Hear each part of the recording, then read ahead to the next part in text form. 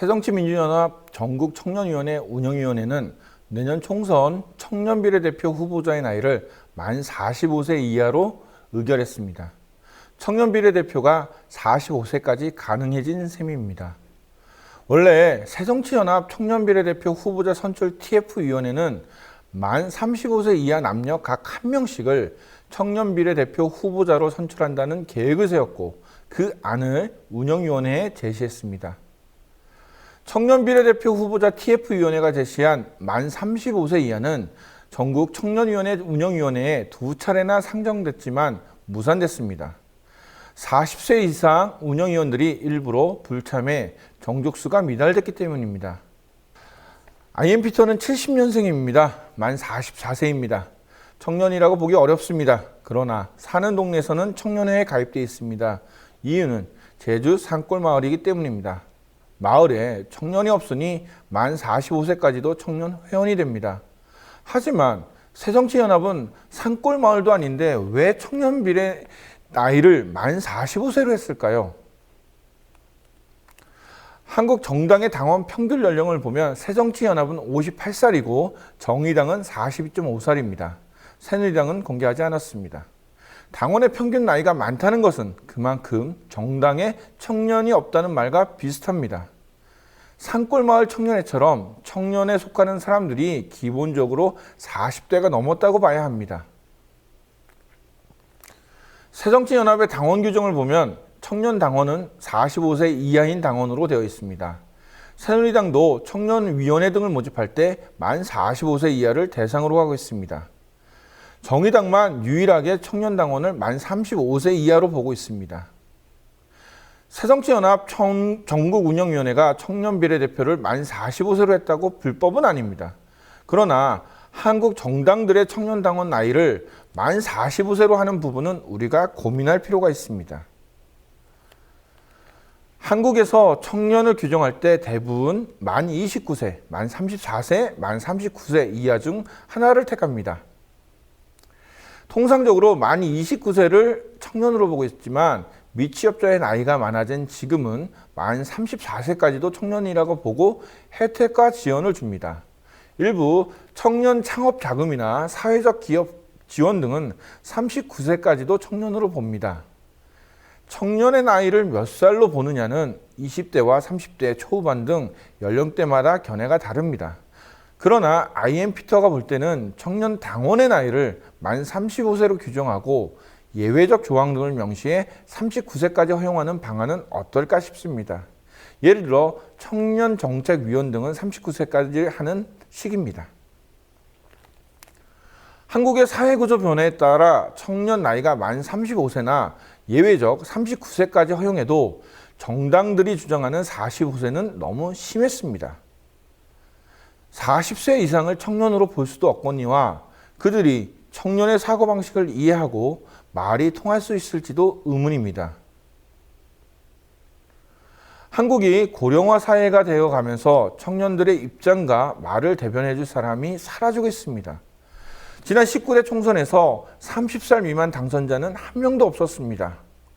30에서 40세 미만 국회의원 당선자는 총 9명이었는데 그중 6명이 비례대표였습니다.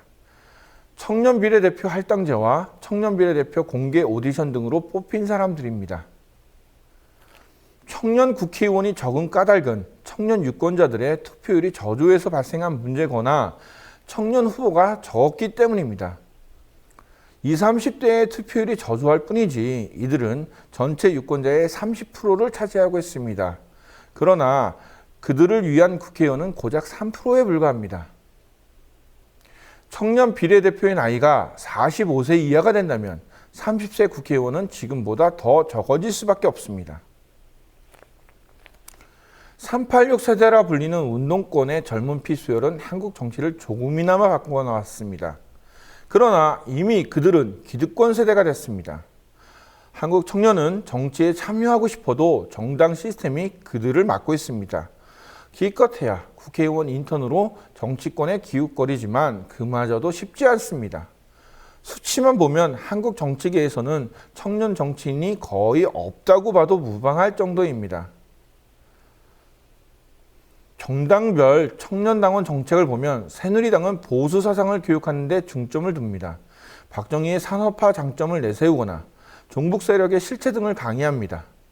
소셜미디어와 온라인을 중심으로 배운 이론을 활용하거나 각 지역 청년 조직과 연계하는 방식으로 청년 당원을 위로 불러올리는 정책을 활용합니다. 조직 선거에는 유리하지만 상명하복식 정치인을 육성하는 데 주력을 합니다.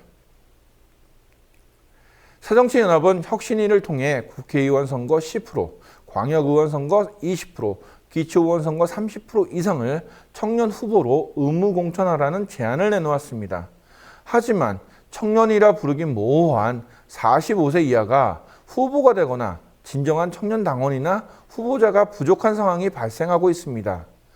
온라인에서는 진보가 강하다는 말과 다르게 온라인 청년 활동은 큰 성과를 내지 못하고 있습니다.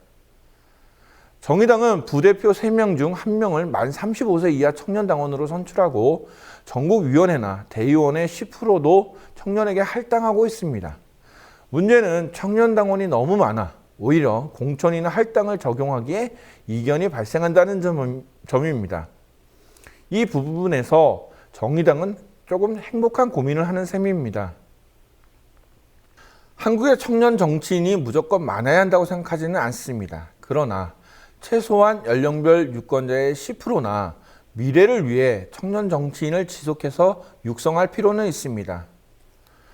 현실은 새누리당이나 새정치연합이나 그다지 청년을 환영하거나 그들을 진정한 정치인으로 육성할 마음은 별로 없는 듯합니다. 정당들은 항상 청년 문제를 말합니다. 청년 일자리를 만들어야 한다고 주장합니다. 그러나 정작 정당에는 그들을 대변할 청년이 없습니다.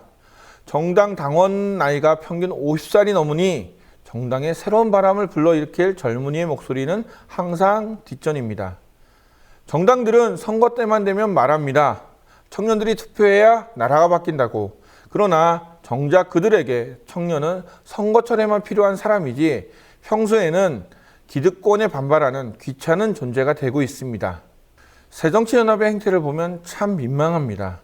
젊고 개혁적인 정당이라고 생각했는데 알고 보니 나이가 든 사람들이 기득권을 차지하고 있는 정당의 모습만 보입니다. 정당의 이런 오만함을 바꿀 사람은 역시 청년뿐입니다. 그러나 청년들은 정치를 외면합니다. 이런 악순환이 계속된다면 대한민국의 모든 정당은 오로지 투표에 참여하는 노령층만을 위한 법안만 만들고 통과시킬 것입니다.